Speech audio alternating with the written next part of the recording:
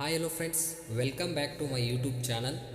ನೋಡಿ, ಕರ್ನಾಟಕ ಅರಣ್ಯ ಇಲಾಖೆಯಲ್ಲಿ ಏನು ಒಂದು ಗಸ್ತು ಅರಣ್ಯ ಪಾಲಕ ಅಥವಾ ಅರಣ್ಯ ರಕ್ಷಕ ಹುದ್ದೆಯನ್ನು ಏನು ನೇಮಕಾತಿಯನ್ನು ಮಾಡಿದ್ದಾರೆ, ಈ ಒಂದು ನೇಮಕಾತಿಗೆ ಸಂಬಂಧಪಟ್ಟಂತೆ ಸುಲಭವಾಗಿ ನೀವೇ ಮೊಬೈಲ್ ಮೂಲಕ ಯಾವ ರೀತಿಯಾಗಿ ಅರ್ಜಿಯನ್ನು ಸಲ್ಲಿಸುವುದಂತ ಈ ಒಂದು ವಿಡಿಯೋದಲ್ಲಿ ಸಂಪೂರ್ಣವಾಗಿ ಮಾಹಿತಿಯನ್ನು ತಿಳಿಸ್ಕೊಡ್ತಾ ಇದ್ದೀನಿ.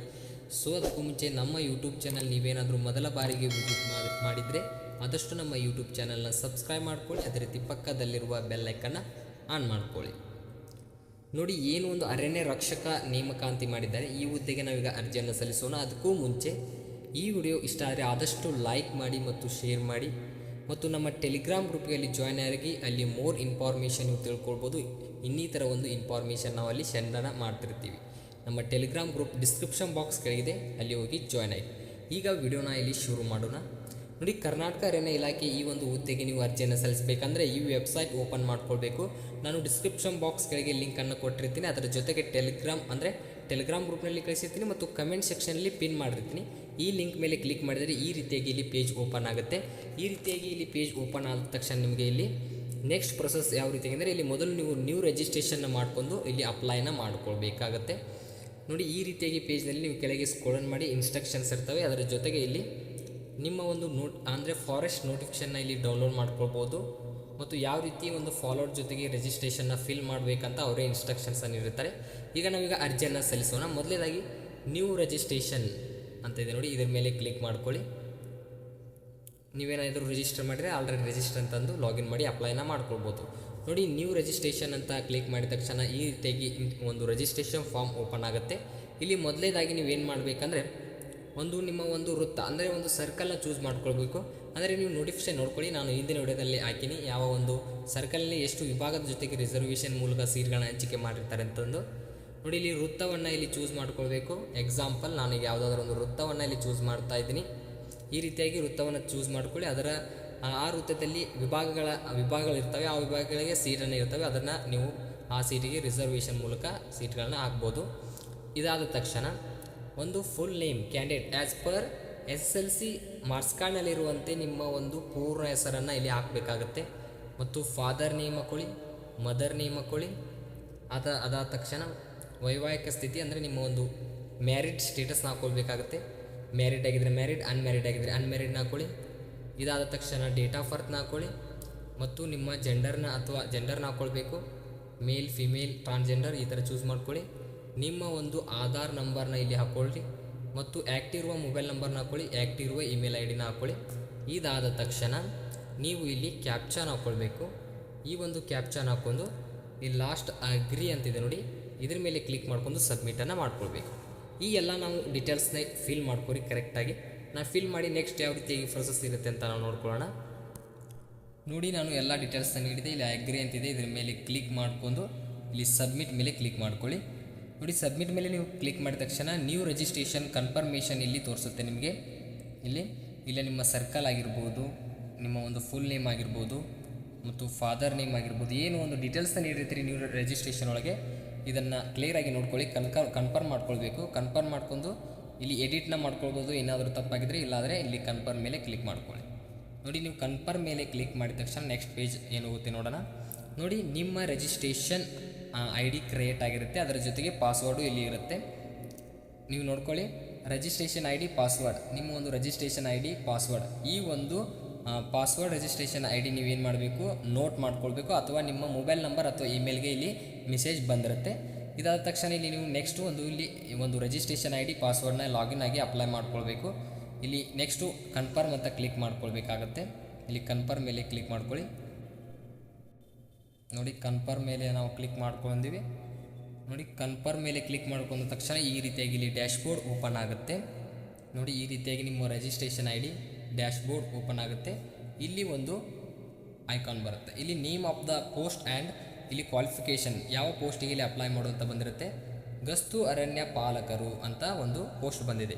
ಈ ಪೋಸ್ಟಿಗೆ ಇಲ್ಲಿ ಅಪ್ಲೈ ಅಂತ ಬಂದಿದೆ, ಪ್ರಿಂಟ್ ಚಲನ್ ಬಂದಿದೆ ಮತ್ತು ಪ್ರಿಂಟ್ ಅಪ್ಲಿಕೇಶನ್ ಬಂದಿದೆ. ನಾವೀಗ ಅಪ್ಲೈ ಮಾಡೋದ್ರಿಂದ ಇಲ್ಲಿ ಅಪ್ಲೈ ಅಥವಾ ಎಡಿಟ್ ಅಂತಿದೆ ನೋಡಿ, ಇದ್ರ ಮೇಲೆ ಕ್ಲಿಕ್ ಮಾಡ್ಕೊಳ್ಳಿ. ನೋಡಿ, ಇದ್ರ ಮೇಲೆ ನೀವು ಕ್ಲಿಕ್ ಮಾಡಿದ ತಕ್ಷಣ ಈ ರೀತಿಯಾಗಿ ನೆಕ್ಸ್ಟ್ ಪೇಜ್ ಓಪನ್ ಆಗುತ್ತೆ. ನೋಡಿ, ಈ ಪೇಜ್ನಲ್ಲಿ ಪರ್ಸ್ನಲ್ ಇನ್ಫಾರ್ಮೇಷನ್ ಈಗಾಗಲೇ ಒಂದು ರಿಜಿಸ್ಟ್ರೇಷನ್ನ ಮಾಡಿರ್ತಿರಲ್ಲ, ಅದಕ್ಕೆ ಎಲ್ಲ ಇಲ್ಲಿ ಫಿಲ್ ಆಗಿರುತ್ತೆ. ನೀವು ಇಲ್ಲಿ ಕೆಳಗೆ ಬರಬೇಕಾಗುತ್ತೆ. ಇಲ್ಲಿ ಕಾಂಟ್ಯಾಕ್ಟ್ ಡೀಟೇಲ್ಸ್ನ ನೀಡಬೇಕಾಗುತ್ತೆ. ನಿಮ್ಮ ಒಂದು ಕಮ್ಯುನಿಕೇಷನ್ ಡೀಟೇಲ್ಸ್ನ ನೀಡ್ಕೊಳ್ಳಿ. ಎಕ್ಸಾಂಪಲ್ ನಿಮಗೆ ಇಲ್ಲಿ ನಿಮ್ಮ ಹೌಸ್ ನಂಬರ್ನ ಹಾಕ್ಕೊಳ್ಳಿ, ನಿಮ್ಮ ಒಂದು ವಿಲೇಜ್ನ ಹಾಕ್ಕೊಳ್ಳಿ, ಪೋಸ್ಟ್ ಆಫೀಸ್ನ ಹಾಕ್ಕೊಳ್ಳಿ, ನಿಮ್ಮ ಒಂದು ಪಟ್ಟಣ ಹೆಸರನ್ನ ಹಾಕ್ಕೊಳ್ಳಿ, ನಿಮ್ಮ ತಾಲೂಕನ್ನ ಹಾಕ್ಕೊಳ್ಳಿ ಮತ್ತು ನಿಮ್ಮ ಸ್ಟೇಟ್ನ ಇಲ್ಲಿ ಚೂಸ್ ಮಾಡ್ಕೊಳ್ಳಿ, ಡಿಸ್ಟಿಕ್ನ ಚೂಸ್ ಮಾಡ್ಕೊಳ್ಳಿ, ನಿಮ್ಮ ಪಿನ್ ಕೋಡ್ನ ಹಾಕ್ಕೊಳ್ಳಿ. ಇದೆಲ್ಲ ಇನ್ಫಾರ್ಮೇಷನ್ ನಿಮಗೆ ಇಲ್ಲಿ ಆಧಾರ್ ಕಾರ್ಡ್ನಲ್ಲಿರುತ್ತೆ. ಅದರ ಹಾಗೆ ಇಲ್ಲಿ ನೀವು ಹಾಕ್ಕೊಳ್ಬೇಕು. ಇದು ಒಂದು ಕಮ್ಯುನಿಕೇಷನ್ ಡೀಟೇಲ್ಸ್. ನಿಮ್ಮದು ಅಂದರೆ ಪ್ರೆಸೆಂಟ್ ಅಡ್ರೆಸ್ ಮತ್ತು ಪರ್ಮನೆಂಟ್ ಅಡ್ರೆಸ್ ಒಂದೇ ಆಗಿದ್ದರೆ ಇಲ್ಲಿ ಎಸ್ ಹಾಕಬೇಕು. ಇಲ್ಲ ನಮ್ಮದು ಕಮ್ಯುನಿಕೇಷನ್ ಅಡ್ರೆಸ್ಸೇ ಬೇರೆ ಇದೆ, ನಮ್ಮ ಪರ್ಮನೆಂಟ್ ಅಡ್ರೆಸ್ಸೇ ಬೇರೆ ಇದೆ ಅಂತಂದರೆ ನೀವು ಇಲ್ಲಿ ನೋ ಅಂತ ಹಾಕೊಂಡು ಪರ್ಮನೆಂಟ್ ಅಡ್ರೆಸ್ ಹಾಕ್ಕೊಳ್ಬೋದು. ಇಲ್ಲ ನಮ್ಮದು ಒಂದೇ ಅಡ್ರೆಸ್ ಇದೆ ಅಂತಂದರೆ ಇಲ್ಲಿ ಎಸ್ ಅಂತ ಫಿಲ್ ಮಾಡಿದ್ರೆ ಆಟೋಮೆಟಿಕ್ ಅದು ನಿಮ್ಮ ಅಡ್ರೆಸ್ ಫಿಲ್ ಆಗಿಬಿಡುತ್ತೆ. ಇದಾದ ತಕ್ಷಣ ನೋಡ್ಕೊಳ್ಳೋಣ. ನ್ಯಾಷನಾಲಿಟಿ ನೀವು ಚೂಸ್ ಮಾಡ್ಕೊಳ್ಳಿ, ಇಂಡಿಯನ್ ಅಂತ ಚೂಸ್ ಮಾಡ್ಕೊಳ್ಳಿ ಮತ್ತು ಧರ್ಮ ರಿಲೀಜನ್ನ ಚೂಸ್ ಮಾಡ್ಕೊಳ್ಳಿ. ಹಿಂದೂ, ಮುಸ್ಲಿಂ, ಕ್ರಿಶ್ಚಿಯನ್ ಈ ರೀತಿ ಇರುತ್ತೆ. ಈ ರೀತಿ ಒಂದು ರಿಲೀಜನ್ನ ಇಲ್ಲಿ ಚೂಸ್ ಮಾಡ್ಕೊಳ್ಬೇಕು. ಇದಾದ ತಕ್ಷಣ ಫೋಟೋ ಸಿಗ್ನೇಚರ್ ಡೀಟೇಲ್ಸ್ ನೋಡಿ. ನೀವು ಫೋಟೋವನ್ನು JPG ಫಾರ್ಮೆಟ್ನಲ್ಲಿ 100 KB ಒಳಗಿರಬೇಕಾಗತ್ತೆ. ಅದು ಒಂದು JPG ಫಾರ್ಮೆಟ್ನಲ್ಲಿ ನೀವು ಅಪ್ಲೋಡ್ ಮಾಡ್ಕೊಳ್ಳಿ. ಮತ್ತು ಸಿಗ್ನೇಚರ್ 50 KB ಒಳಗೆ ಒಂದು JPG ಫಾರ್ಮೆಟ್ನಲ್ಲಿ ಒಂದು ಸಿಗ್ನೇಚರ್ನ ಅಪ್ಲೋಡ್ ಮಾಡ್ಕೊಳ್ಬೇಕು. ನಾನು ಮತ್ತೊಂದು ವೀಡಿಯೋನ ಹಾಕ್ತೀನಿ ಯಾವ ರೀತಿಗೆ ಫೋಟೋ ರಿಸೈಸ್ ಮಾಡೋದಂತ. ಇಲ್ಲಿ ಡಾಕ್ಯುಮೆಂಟ್ಸ್ನ ಅಪ್ಲೋಡ್ ಮಾಡಬೇಕಾಗತ್ತಲ್ಲ, ಅದು ಸಪ್ರೇಟಾಗಿ ನಾವು ವೀಡಿಯೋನ ಮಾಡಿ ನಿಮಗೆ ಅಪ್ಲೋಡ್ನ ಮಾಡ್ತೀನಿ ನೋಡಿ. ಫೋಟೋ ಸಿಗ್ನೇಚರ್ನ ಈ ರೀತಿಯಾಗಿ JPG ಫಾರ್ಮೆಟ್ ಅಪ್ಲೋಡ್ ಮಾಡಿದ ತಕ್ಷಣ ಇಲ್ಲಿ SSLC ಮಾರ್ಕ್ಸ್ ಕಾರ್ಡ್ನ ಇಲ್ಲಿ ಅಪ್ಲೋಡ್ ಮಾಡ್ಕೊಳ್ಬೇಕು. ಇದು ಒಂದು JPG ಫಾರ್ಮೆಟ್ ಅಥವಾ PDF ಫಾರ್ಮೆಟ್ ಎರಡೂ ಅಲ್ಲಿ ನಡೆಯುತ್ತೆ.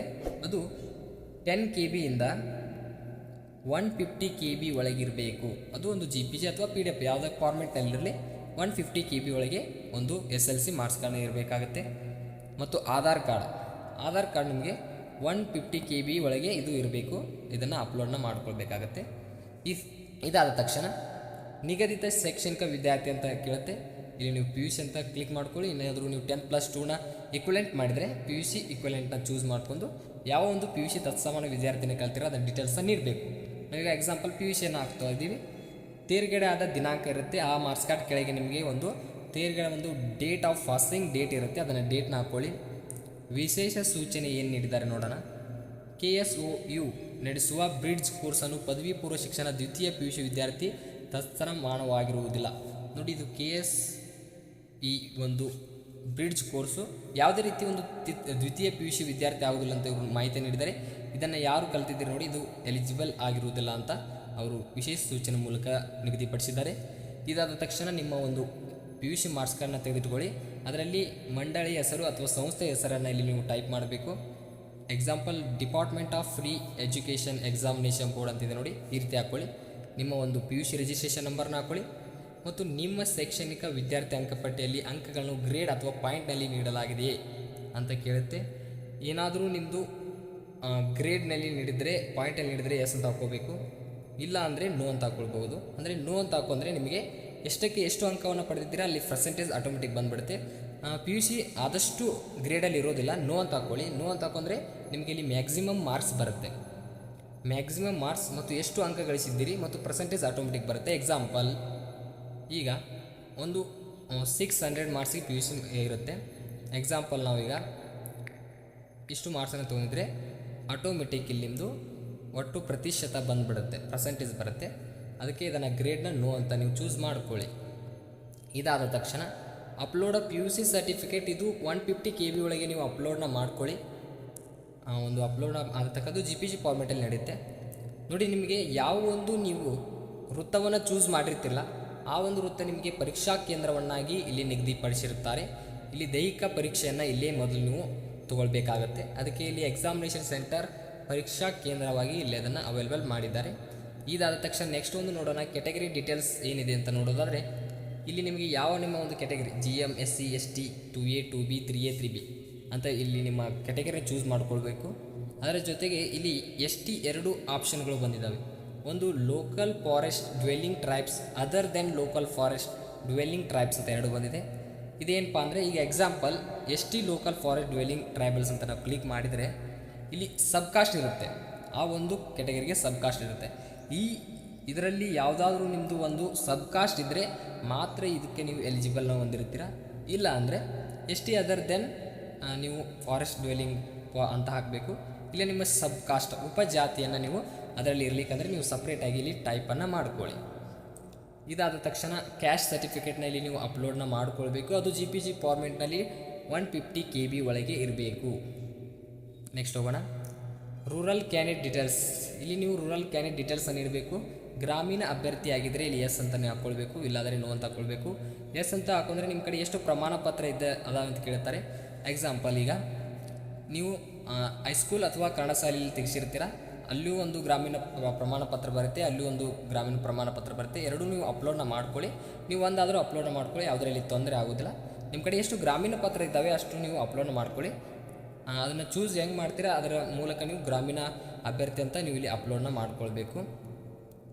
ನೆಕ್ಸ್ಟ್ ನೋಡ್ಕೊಳ್ಳೋಣ. ಇಲ್ಲಿ ನೋಡಿ, ಅರಣ್ಯ ಇಲಾಖೆಯಲ್ಲಿ ಕನಿಷ್ಠ ನೀವು 5 ವರ್ಷಗಳನ್ನು ಸೇವೆ ಮಾಡಿದ್ದೀರಾ ಅಂತ ಕೇಳುತ್ತೆ. ಮಾಡಿದರೆ ಎಸ್ ಅಂತ ಹಾಕ್ಕೊಳ್ಳಿ, ಇಲ್ಲಾದರೆ ನೋ ಅಂತ ಹಾಕ್ಕೊಳ್ಳಿ. ಎಸ್ ಹಾಕಿದರೆ ನೀವು ಮೋರ್ ಇನ್ಫಾರ್ಮೇಷನಲ್ಲಿ ನೀಡಬೇಕಾಗುತ್ತೆ. ನೆಕ್ಸ್ಟು ನೀವು ಕನ್ನಡ ಮಾಧ್ಯಮ ವ್ಯಾಸಂಗ ಮಾಡಿದ ಅಭ್ಯರ್ಥಿ ಅಂತ ಕೇಳುತ್ತೆ. ಮಾಡಿದರೆ ಅಂತ ಎಸ್ ಹಾಕ್ಕೊಳ್ಳಿ, ಇಲ್ಲಾದರೆ ನೋ ಅಂತ ಹಾಕ್ಕೊಳ್ಳಿ. ಎಸ್ ಹಾಕಿದ್ರೆ ಎಷ್ಟು ಪ್ರಮಾಣ ಪತ್ರ ಇದ್ದಾವೆ ಅಂತ ನೀವು ಇಲ್ಲಿ ಕ್ಲಿಕ್ ಮಾಡಿ ಅಪ್ಲೋಡ್ನ ಮಾಡ್ಕೊಳ್ಬೇಕು.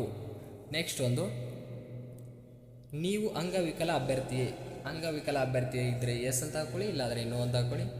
ನೀವು ಮಾಜಿ ಸೈನಿಕ ಆದರೆ ಎಸ್ ಅಂತ ಹಾಕ್ಕೊಳ್ಳಿ, ಇಲ್ಲಾದರೆ ನೋ ಅಂತ ಹಾಕ್ಕೊಳ್ಳಿ. ಯೋಜನೆಗಳಿಂದ ನಿರಾಶ್ರಿತಗೊಂಡ ಅಭ್ಯರ್ಥಿ PDP ಇದ್ದರೆ ಎಸ್ ಅಂತ ಹಾಕ್ಕೊಳ್ಳಿ, ಇಲ್ಲಾದರೆ ನೋ ಅಂತ ಹಾಕ್ಕೊಳ್ಳಿ. ಎಸ್ ಅಂತ ಹಾಕೊಂಡ್ರೆ ಆ PDP ಫಾರ್ಮೆಟ್ನಲ್ಲಿ ನೀವು ಅಪ್ಲೋಡ್ನ ಮಾಡ್ಕೊಳ್ಬೇಕಾಗತ್ತೆ. ಇದಾದ ತಕ್ಷಣ ನೀವು ಇಲ್ಲಿವರೆಗೆ ಕರ್ನಾಟಕ ಅರಣ್ಯ ಇಲಾಖೆಯಲ್ಲಿ ದಿನಗೂಲಿ ನೌಕರಾಗಿದ್ದೀರಾ ಅಂತ ಕೇಳುತ್ತೆ.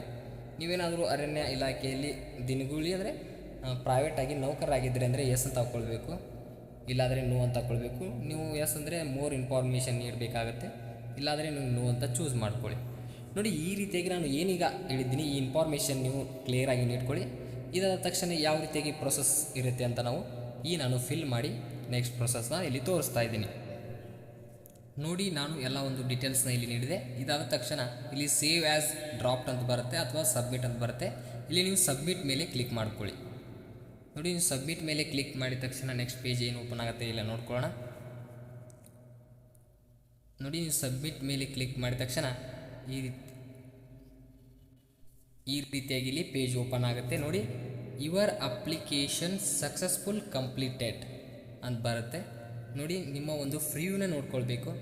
ಏನು ಒಂದು ಪರ್ಸನಲ್ ಡೀಟೇಲ್ಸ್ ನೀಡಿದ್ದೀರಾ, ಕಾಂಟ್ಯಾಕ್ಟ್ ಡೀಟೇಲ್ಸ್ನ ನೀಡಿದ್ದೀರಾ, ಅಡ್ರೆಸ್ನ ನೀಡಿದ್ದೀರಾ, ಕ್ಯಾಟಗರಿ ನೀಡಿದ್ದೀರಾ, ಮತ್ತು ಫೋಟೋ, ಸಿಗ್ನೇಚರ್ ಮತ್ತು ನಿಮ್ಮ ಕ್ಯಾಂಡಿಡೇಟ್ಸ್ ಡಾಕ್ಯುಮೆಂಟ್ಸ್ನ ನೀವು ಕರೆಕ್ಟಾಗಿ ಚೆಕ್ ಮಾಡ್ಕೊಳ್ಳಿ. ವ್ಯೂನ ಕ್ಲಿಕ್ ಮಾಡಿ ಈ ರೀತಿಯಾಗಿ ಚೆಕ್ ಮಾಡ್ಕೊಂಡು ಲಾಸ್ಟ್ ಫೈನಲ್ ಒಂದು ಐ ಅಗ್ರಿ ಬಟನ್ ಇರುತ್ತೆ. ಈ ಅಗ್ರಿ ಮೇಲೆ ಕ್ಲಿಕ್ ಮಾಡಿ ಫೈನಲ್ ಸಬ್ಮಿಟ್ ಮಾಡಿದರೆ ನಿಮ್ಮ ಒಂದು ಅಪ್ಲಿಕೇಶನ್ ಇಲ್ಲಿ ಸಬ್ಮಿಟ್ ಆಗುತ್ತೆ. ನೋಡಿ, ಈ ರೀತಿ ಇದು ಫ್ರೀ ಇದ್ದಾಗೆ ನಿಮ್ಮ ಫ್ರೀವ್ನ ಚೆಕ್ ಮಾಡ್ಕೊಳ್ಳಿ. ಚೆಕ್ ಮಾಡ್ಕೊಂಡು ಐ ಅಗ್ರಿ ಮೇಲೆ ಕ್ಲಿಕ್ ಮಾಡಿ ಫೈನಲ್ ಸಬ್ಮಿಟ್ ಅಂತ ಕ್ಲಿಕ್ ಮಾಡ್ಕೊಂಡು ಇಲ್ಲಿ ನೀವು ಎಡಿಟ್ ಮಾಡಲು ಬಯಸಿದರೆ ದಯವಿಟ್ಟು ಎಡಿಟ್ ಬಟನ್ ಮೇಲೆ ಕ್ಲಿಕ್ ಮಾಡಿ ಅಂತ ಬರ್ತಾ ಇದೆ. ಇಲ್ಲಿ ಕನ್ಫರ್ಮ್ ಮತ್ತು ಎಡಿಟ್ 2 ಆಪ್ಷನ್ಗಳಿದ್ದಾವೆ. ಇಲ್ಲಿ ನಿಮಗೆ ಏನಾದರೂ ಎಡಿಟ್ ಇದ್ದರೆ ಎಡಿಟ್ ಮಾಡ್ಕೊಳ್ಬೋದು, ಇಲ್ಲಪ್ಪ ಅಂತಂದರೆ ಕನ್ಫರ್ಮ್ ಮೇಲೆ ಕ್ಲಿಕ್ ಮಾಡ್ಕೊಳ್ಳಿ. ಮತ್ತೊಮ್ಮೆ ಕೇಳ್ತಾ ಇದೆ, ನೀವು ಎಡಿಟ್ ಮಾಡಲು ಬಯಸಿದರೆ ದಯವಿಟ್ಟು ಎಡಿಟ್ ಬಟನ್ ಮೇಲೆ ಕ್ಲಿಕ್ ಮಾಡಿ ಅಂತಿದೆ. ನಾವು ಕನ್ಫರ್ಮ್ ಮೇಲೆ ಕ್ಲಿಕ್ ಮಾಡ್ಕೊಳ್ಳೋಣ. ನೋಡಿ, ಇದರ ಮೇಲೆ ನಾವು ಕ್ಲಿಕ್ ಮಾಡಿದ ತಕ್ಷಣ application submit successful, your application submit successful ಅಂತ ಬರುತ್ತೆ. ಈಗಾಗಲೇ ನೀವು ಒಂದು ಅಪ್ಲಿಕೇಶನ್ ಅಪ್ಲೈಡ್ ಆಗಿದೆ. ಈಗ ನೀವು ಒಂದು ಪ್ರಿಂಟ್ ಚಲನ್ ಪೇಮೆಂಟ್ನ ಮಾಡಬೇಕಲ್ಲ, ಇಲ್ಲಿ ಪ್ರಿಂಟ್ ಚಲನ್ ಮೇಲೆ ಕ್ಲಿಕ್ ಮಾಡ್ಕೊಳ್ಳಿ. ಇದ್ರ ಮೇಲೆ ನೀವು ಕ್ಲಿಕ್ ಮಾಡಿದ್ರ ತಕ್ಷಣ ನಿಮ್ಮ ಒಂದು ಚಲನ್ ಜನರೇಟ್ ಆಗಿರುತ್ತೆ. ಈ ಒಂದು ಚಲನ್ನ ನೀವು ಜಾಕ್ಸ್ ಕಾಪಿಯನ್ನು ತೊಗೊಂಡೋಗಿ ಒಂದು ಪೋಸ್ಟ್ ಆಫೀಸ್ನಲ್ಲಿ ನೀವು ಫೀಸ್ನಲ್ಲಿ ಪೇ ಮಾಡಬೇಕಾಗುತ್ತೆ. ನಿಮಗೆ ಈಗಾಗಲೇ ನೋಟಿಫಿಕೇಶನ್ ಹೇಳಿದ್ದೀನಿ ಯಾವ್ಯಾವ ಕ್ಯಾಟಗರಿಗೆ ಎಷ್ಟು ಪೇಮೆಂಟ್ ಇರುತ್ತೆ ಅಂತ. ಇದು ST ಕ್ಯಾಟಗರಿ ಇದ್ದ ಕಾರಣ 120 ರೂಪೀಸ್ ಅದು ಒಂದು ಅಂಚೆ ಕಚೇರಿಯಲ್ಲಿ ಪೇ ಮಾಡಬೇಕಾಗುತ್ತೆ. ಈ ರೀತಿಯಾಗಿ ನೀವು ಇದನ್ನು ಪ್ರಿಂಟ್ ಮೇಲೆ ಕ್ಲಿಕ್ ಮಾಡಿಕೊಂಡು ಒಂದು ಪೋಸ್ಟ್ ಆಫೀಸ್ ಕಾಪಿನ ನೀವು ಪ್ರಿಂಟ್ ಮಾಡಿಕೊಂಡು ಪೇಮೆಂಟ್ನ ಮಾಡ್ಕೊಳ್ಳಿ. ಈ ರೀತಿಯಾಗಿ ನೀವು ಮೊಬೈಲ್ ಮೂಲಕನೇ ಒಂದು ಏನು ಈಗ ಗಸ್ತು ಅರಣ್ಯ ಪಾಲಕರು ಹುದ್ದೆಗೆ ಕರೆದಿದ್ದಾರೆ ನೋಡಿ, ಇದಕ್ಕೆ ಆರಾಮಾಗಿ ಅರ್ಜಿ ಸಲ್ಲಿಸಿ. ನೋಡಿ, ನೀವು ಪೇಮೆಂಟ್ ಮಾಡಿದ ತಕ್ಷಣ ಇಲ್ಲಿ ಪ್ರಿಂಟ್ ಅಪ್ಲಿಕೇಶನ್ ಒಂದು ಬರುತ್ತೆ. ಇದನ್ನು ಪ್ರಿಂಟ್ ಅಪ್ಲಿಕೇಶನ್ ಮೇಲೆ ಕ್ಲಿಕ್ ಅಂದರೆ ನೀವು ಪೇಮೆಂಟ್ ಮಾಡಿ 2 ಡೇಸ್ ಬ್ಯಾಕ್ ನಿಮಗೆ ಒಂದು ಪ್ರಿಂಟ್ ಅಪ್ಲಿಕೇಶನ್ ಬರುತ್ತೆ. ನಿಮ್ಮೊಂದು ಅಪ್ಲಿಕೇಶನ್ ಪ್ರಿಂಟ್ ನೀವು PDF ಫಾರ್ಮೆಟಲ್ಲಿ ತೊಗೋಬೋದು. ನೋಡಿ, ಈ ರೀತಿಯಾಗಿ ನೀವು ಏನಾದರೂ ಅಪ್ಲಿಕೇಶನ್ ಹಾಕ್ಕೊಳ್ತಾ ಇದ್ದರೆ ಈ ರೀತಿಯಾಗಿ ಅಪ್ಲಿಕೇಶನ್ ಹಾಕ್ಕೊಳ್ಳಿ. ಇದರಲ್ಲಿ ಏನಾದರೂ ಡೌಟ್ಸ್ ಇದ್ದರೆ ಕಮೆಂಟ್ ಸೆಕ್ಷನಲ್ಲಿ ಕಮೆಂಟ್ ಮಾಡಿ. ಮತ್ತು ನಾನು ಫೋಟೋ ರಿಸೈಸ್ ಮಾಡೋ ವಿಡಿಯೋ ಡಿಸ್ಕ್ರಿಪ್ಷನ್ ಬಾಕ್ಸ್ಗೆ ಲಿಂಕನ್ನು ಕೊಟ್ಟಿರ್ತೀನಿ. ನಮ್ಮ ಟೆಲಿಗ್ರಾಮ್ ಗ್ರೂಪಿಗೆ ಜಾಯ್ನ್ ಆಗಿ. ಈ ಒಂದು ವಿಡಿಯೋ ನಿಮಗೆ ಇಷ್ಟ ಆದರೆ ಆದಷ್ಟು ಲೈಕ್ ಮಾಡಿ ಮತ್ತು ನಿಮ್ಮ ಫ್ರೆಂಡ್ಸ್ಗಳಿಗೆ ಶೇರ್ ಮಾಡಿ ಅಂತ ಹೇಳ್ತಾ ಮುಂದಿನ ಒಂದು ವಿಡಿಯೋದಲ್ಲಿ ಸಿಗೋಣಂತೆ. ಅಲ್ಲಿವರೆಗೂ ನಮಸ್ಕಾರಗಳು.